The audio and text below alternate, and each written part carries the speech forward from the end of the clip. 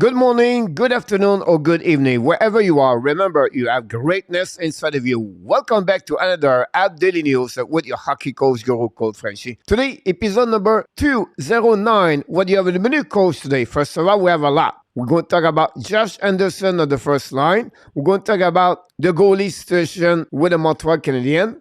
Thirdly, Bo Horvat trade bait.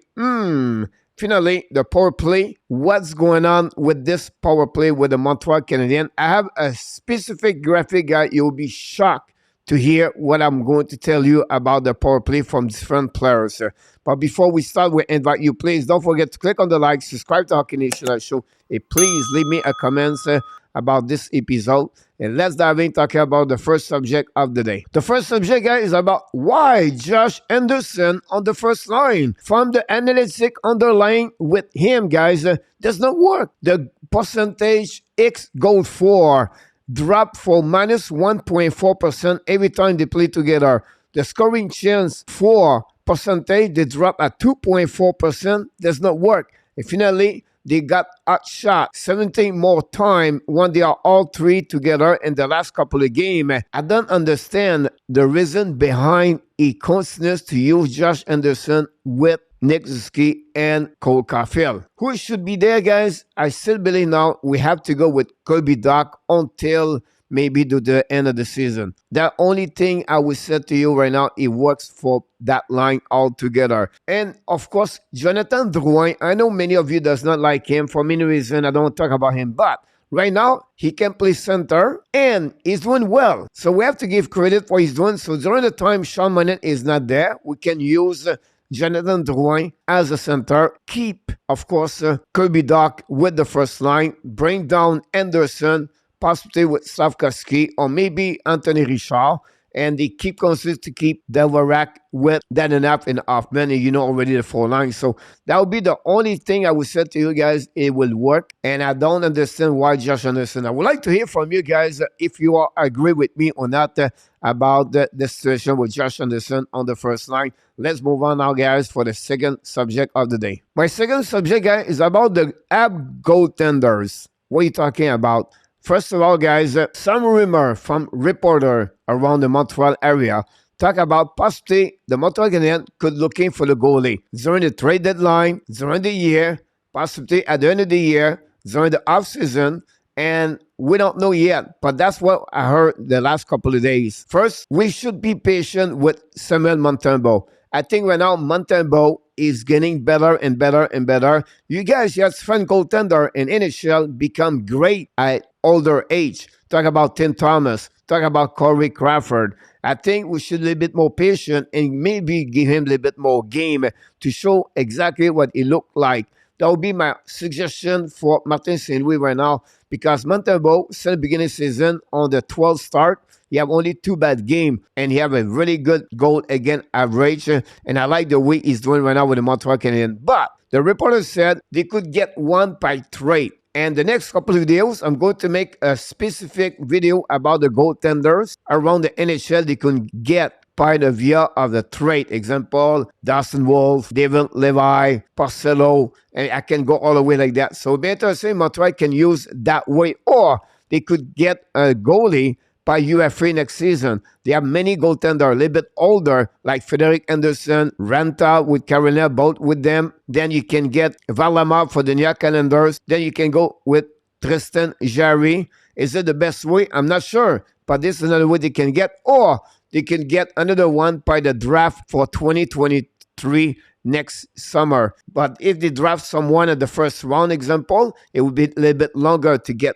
one ready. One the Montreal Canadiens could be already set up to be a better team. So that's another direction Montreal could use at some point. But at the end of the day, guys, I would like to ask you and leave me a comment. Is it a necessity for next season Montreal Canadiens get a new goaltender over Jake Allen or Samuel Montembeault? After 32 games, we cannot blame both of them. They are not the reason why the Montreal look like right now, and they are one of the reason why the Montreal have a better record since the beginning of the season. So I just want to share my the situation with the app goalies for some different reporter. Maybe Montreal looking for one. Give me a comments. Let me what you think about that situation. And let's move on now, guys, for the next subject of the day. OMG, yes, I heard this today, guys. Bo Horvat, trade bait with the Montreal Canadiens. This coming from Sportnet. I don't know what kind of thing he smoked, but look is ridiculous proposal he said about Bo Horvat to Montreal in return. David Savard, Owen Beck, Jaden Stubble, first pick 23 and third pick 2024. Are you killing me?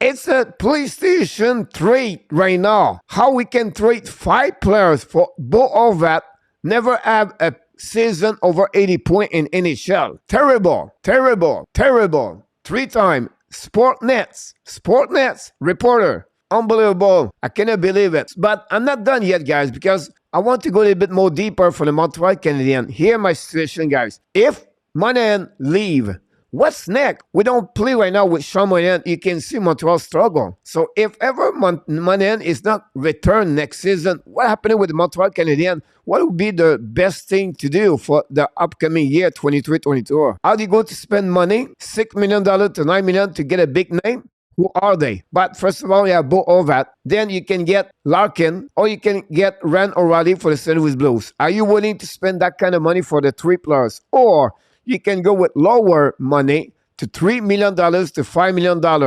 You can go with Tron with the Washington Capitals, Pavel Zacha with the Boston Bruins, or Kerfoot with the Toronto Maple Leafs. We have other players, guys, are lower you can get, but I want to mention 3 possibilities Montreal can add with them. So my question to you, do you think Montreal go that direction or wait 1 more year, possibly to get Pierre-Luc Dubois, the center position will be a little bit more better in 2 years, or they can go with maybe Owen Beck, go inside their own team, hockey club, organization players to get a center. It could be Anthony Richard, or they can go with Drouin, and if they keep him, I don't know. But those situations, Montreal Canadiens have to figure out very soon if Monahan leave the building because they have need a second center. We can see already the problem they have without Monahan, since he does not play with them after an injury. I would love to hear your comments about that situation. What would be your suggestion for the Montreal Canadiens? And let's move on now, guys, for my next subject of the day. My final subject of the day, guys, is the Montreal Canadiens power play. Coach, again, talking about the power play. Yeah. Relax. I have something good for you. You'll be shocking. Montreal Canadiens are last in NHL at 13.7%. They are right now 1 in the 29 attempts. They only have 1 goal. Unbelievable. Now, the Montreal Canadiens, from defense, they point the coaches. Burroughs, Martin St. Louis, and I can go all the way. Then they're screaming. They're not sure enough. And the same scenario, the same system, pass the puck to the blue line, go back to the Zuski, go back to Doc, and then pass to Caulfield shoot. That's what the fans scream about the problem with the Montreal Canadiens. Hoffman should not be at the blue line, Drouin should not be at the blue line, and I can go all the way like that. But guys, here what I have for you. Here some data for you. They don't have 0 goal and power play. So all the players I'm going to mention to you guys are 0 goal and power play.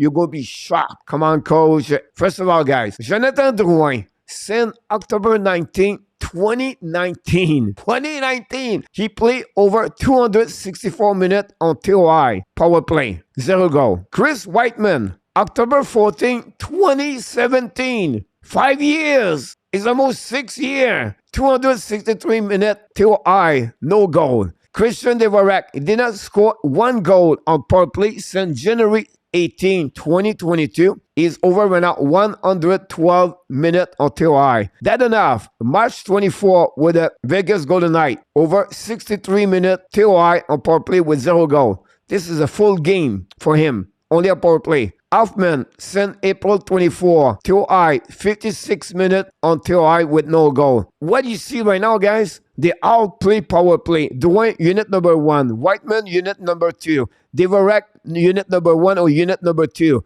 That enough. Shifting 1 and 2. Hoffman, before Drouin, he was on the 1, then now he's on the 2. Those 5 player guys have 0 goal. And they are regular players on the power play. And then we said because the coaches. Then we said because they don't shoot enough. Guys, at the end of the day, we don't have the right players. That's simple. We don't have no quarterback, right? Because on that list, Whiteman, Drouin, and Hoffman play quarterback, and they cannot score. We're not going to increasing at 25% the next 2 years if we don't find a quarterback very soon helping the power play. I just want to share with you this power play situation. I don't want to talk about what you should do about system and whatever it is. I just want to give you a graphic right now. I was shocked when I took all those information. Leave me a comments about this graphic for the power play for the Montreal Canadiens. But before we leave, we want to remind you the Montreal Canadiens play tonight against the Colorado Avalanche. Like you know, the video is early in the morning. I don't have all the update. The only update I can tell you is the practice yesterday at Arizona. It was the same line at the beginning of the game against the Coyotes. Should be against Avalanche. So Anthony Richard should return on the 4 line, and then Sarkowski should play with Drouin and Anderson for what we heard from Martin Saint-Louis yesterday. Same defenseman. Tomorrow I'm going to talk about Juraj Sarkowski. Really want to go a little bit more deeper with him, and then I'm going to give you a little bit information about the game between the Colorado and the Montreal Canadiens. And of course, I'm going to do the play-by-play. I invite you to join me 8 o'clock Eastern Time. I'm going to do this game number 33 for the Montreal Canadiens. But before we leave, we invite you, please don't forget to click on the like, subscribe to Hockey Nation Show. Please leave me a comment. I respond for each one of you. And I want to remind you, you have greatness inside of you. We wish you happy holidays. Be safe, be smart, do the right things. This is a time to celebrate as a family and with your friends. And I wish you another amazing, blessing day, everybody.